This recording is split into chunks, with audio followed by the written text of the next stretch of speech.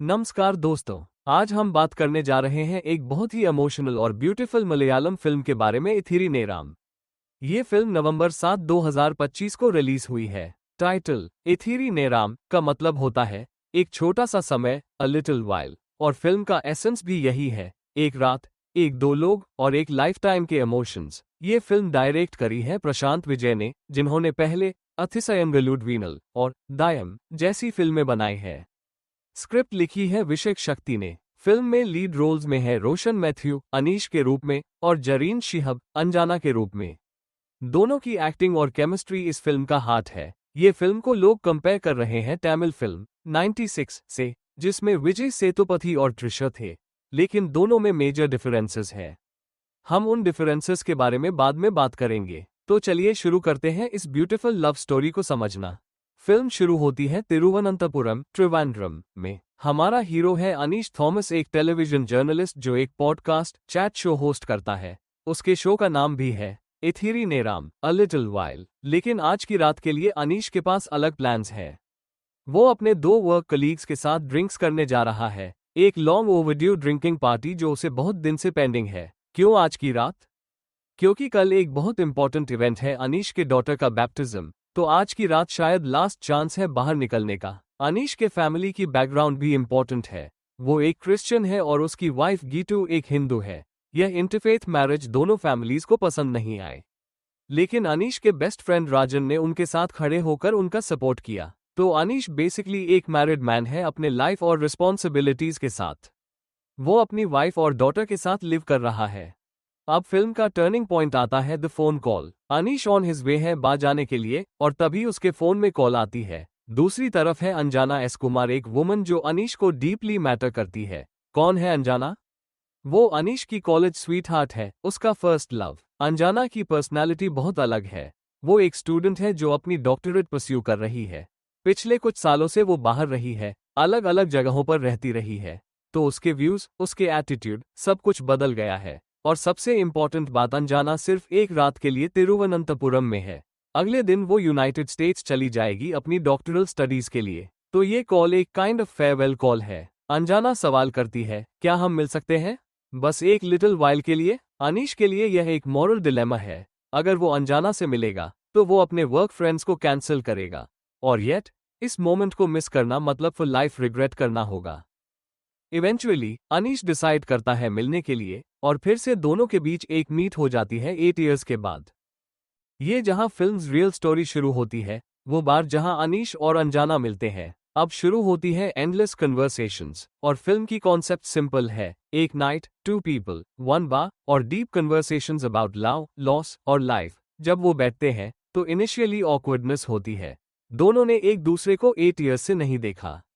बहुत कुछ बदल गया है दोनों में, लेकिन जैसे जैसे ड्रिंक्स चलती हैं उनका गार्ड कम होता जाता है। शराब का इफेक्ट ये है कि लोग अपने ट्रू फीलिंग्स को बाहर निकालते हैं। अंजाना पहली बार कुछ डीपली पर्सनल पूछती है, क्या तुम मुझे मिस करते हो? यह एक बहुत ही लोडेड क्वेश्चन है, क्योंकि इसका जवाब दोनों के बीच का पूरा संबंध बदल सकता है। अनीश भी ओपन होता जाता है। वो अपना एक मेजर कन्फेशन करता है, मेरी गीतू से की गई शादी एक्चुअली एक रिप्लेसमेंट थेरेपी थी। ये रिवील करता है कि अनीश ने शादी इसलिए की क्योंकि अपने ब्रोकन हार्ट को हील करना चाहता था। अंजाना के साथ ब्रेकअप के बाद की पेन को वो किसी और से मैरिज करके छिपाना चाहता था।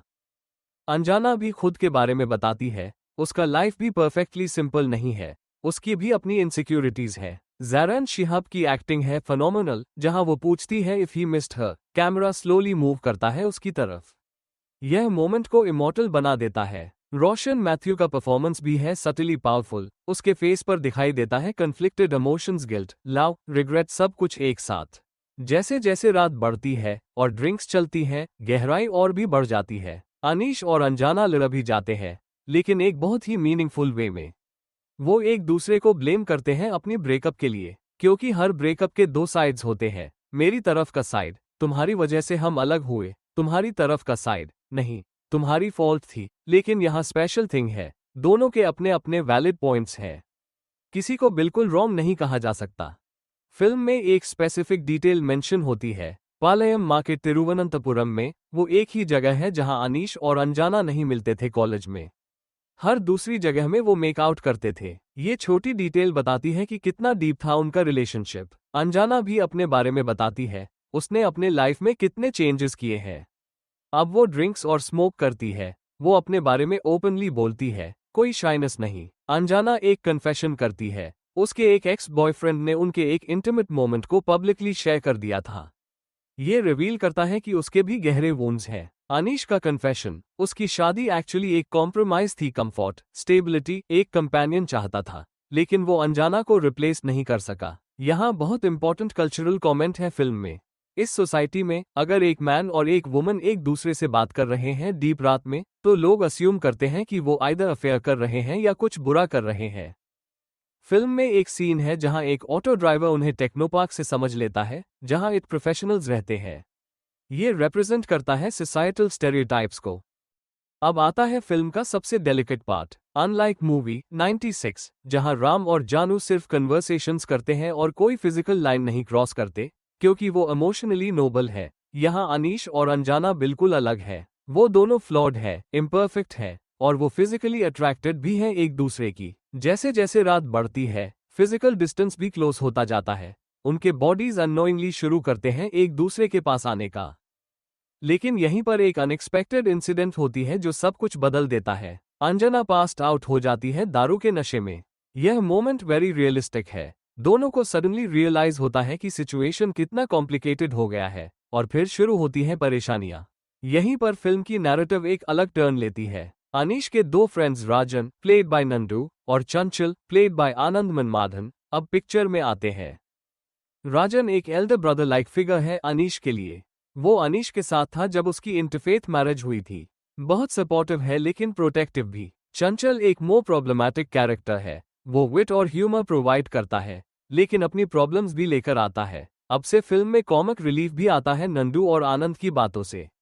वो तिरुवनंतपुरम की लोकल लैंग्वेज में बात करते हैं जो बहुत ऑथेंटिक लगती है। लेकिन ये कॉमेडी सेक्शन को कुछ रिव्यूज में क्रिटिसाइज किया है बिकॉज सडनली टोन चेंज हो जाता है।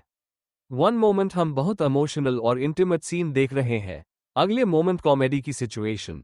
फिल्म का अंत आता है, बिल्कुल 96 की तरह नहीं। यहाँ अनीश और अंजाना को एक्चुअली क्लोजर मिल जाता है। अंत में प्रशांत विजय ने एक बहुत ही मैच्योर अप्रोच लिया है। यह about rekindling a lost romance नहीं है, ये है finding peace in its memory. दोनों रियलाइज करते हैं कि वो अलग हो गए हैं और अब दोबारा साथ नहीं हो सकते, लेकिन जो शेष है उस कनेक्शन में सुंदरता है। क्लोजर पॉसिबल है, closing without hating, closing with love. Film का बिगेस्ट स्ट्रेंथ ये है कि इट डजंट जज इट्स कैरेक्टर्स। अनीश अपनी वाइफ गीतू को छोड़ नहीं रहा, भले ही शादी रिप्लेसमेंट थेरेपी थी। अंजाना अपना लाइफ परस्यू कर रही है, भले ही उसे अभी भी अनीश की फीलिंग है।